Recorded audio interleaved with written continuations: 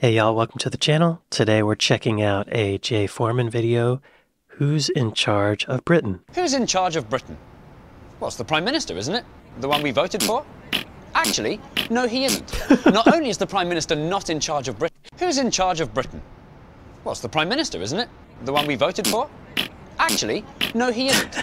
Not only is the Prime Minister not in charge of Britain, but we didn't even vote for him. The Prime Minister is officially just an advisor to the real head honcho. Really? Me! Yes, an old lady lucky enough to be descended... You don't vote for the Prime Minister? I gotta look that up. Is he joking? The Prime Minister is appointed by the monarch. Advisor to the real head honcho. Me!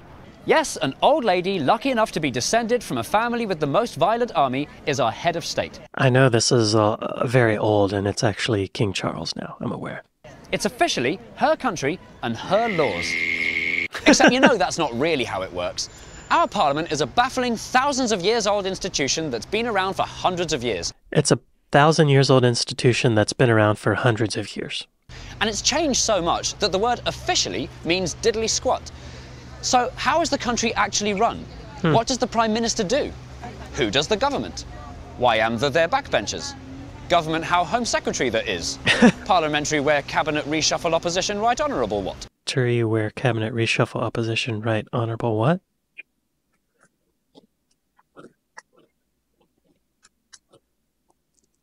Britain is a democracy, which means we, the people, decide how the country is run.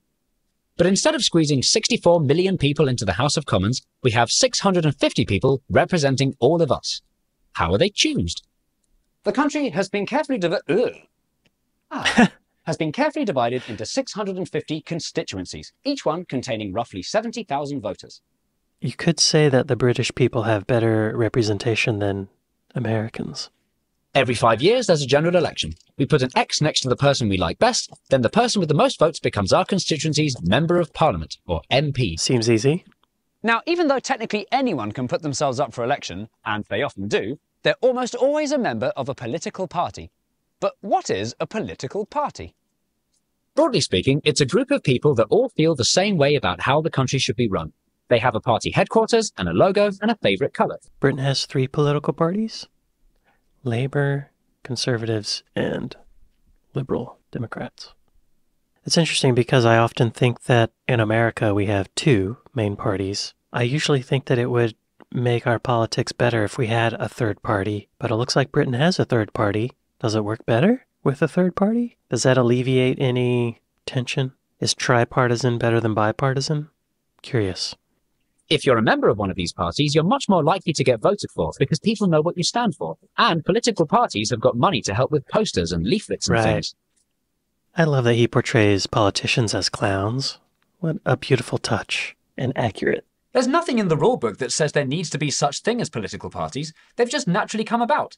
In theory, you could have a parliament made up entirely of independent partyless MPs. It's just never happened, and they probably wouldn't agree on anything. So that's how the House of Commons gets its 600. It's just never happened, and they probably wouldn't agree on anything. So that's how the House of Commons gets its 650 MPs. And now this is where she comes in. The Queen politely asks one of the MPs to be her Prime Minister. This is a tradition that dates back to the years of King George I, who needed an advisor to help run the country because he only spoke German. Officially, the Queen can pick whomever she likes, but so far she's always gone for the leader of the party with the most MPs. The Prime Minister then chooses a crack team of his best friends to form the government, a small group of people who do the actual day-to-day running of Britain, as in coming up with new laws and deciding where to spend our money and deciding how to get our money, etc., etc. Okay. The Prime Minister's job is to decide who does what, swap them around every so often, and give them a massive thing if they fuck up. But the government can't do whatever it likes. It has to be kept in check and challenged on every decision it makes. That's mainly the job of the party that came second in the general election. They're called the opposition. They pretend they've got government jobs and show you what they would have done if they'd won instead. Again, there's nothing in the rulebook about any opposition. In fact, the opposition wasn't mentioned in law at all until 1937 when they had to agree how much the leader of the opposition should be paid. So what about the rest of the MPs who don't get a job either in the government or the shadow cabinet? They've still got a very important job to do. They're called backbenchers because they sit on the back benches, which are at the back and are benches. It's their job to represent us, the ordinary folk, in Parliament. And they do this by voting on things. Every time someone comes up with a potential new law, known as a bill, our MPs argue about it for ages and ages and then decide aye or no in a vote. The ayes to the right! 400! They use the word aye instead of yes because they're pillocks. What's a pillock? I've never heard that word. A stupid person. Okay. They use the word aye instead of yes because they're pillocks. In theory, the MPs decide for themselves how to vote, but the slightly depressing news is they're normally told how to vote by the leader of their party. Party leaders employ people literally called whips whose job it is to go around making threats and promises so that MPs vote as they're told. Oh. It's the only way you can get more than half of the room to vote the same way. It may seem like an insult to democracy, but actually that's pretty hard to justify. We have whips in America too, and I've never really thought of it as a bad thing. But what we do have that I think is a bad thing are lobbyists. Money's got to be taken out of politics because it's just messing everything up. Do you have lobbyists in Britain? If not, good work, because it seems wrong. Once a bill gets liked by the House of Commons, It gets handed on a piece of paper to the room next door, the House of Lords. But they're really weird and complicated, and I can't be bothered to talk about them right now, so they're a story for another time. Okay. Bills get sent back and forth like an onion between the two houses until ultimately one person gets the final say on what becomes a law. Oh, go on then. isn't that insane that we actually live in a monarchy? It's Kinda. 2000 and something, not 13 something. Gradually Kinda. over time, the Queen's role has become more and more ceremonial, and she does more and more nothing. Her powers still exist, and in theory, the Queen could veto any law she doesn't like. But she knows full well that if she tries to exercise any of her theoretical power and defy the MPs that we the people voted for, there'll be an instant revolution and will set her palace on fire. It's easy to forget all of this. When there's an election on, the media make it feel like you're choosing a prime minister. But you're not. Oh. And you're not choosing a party either.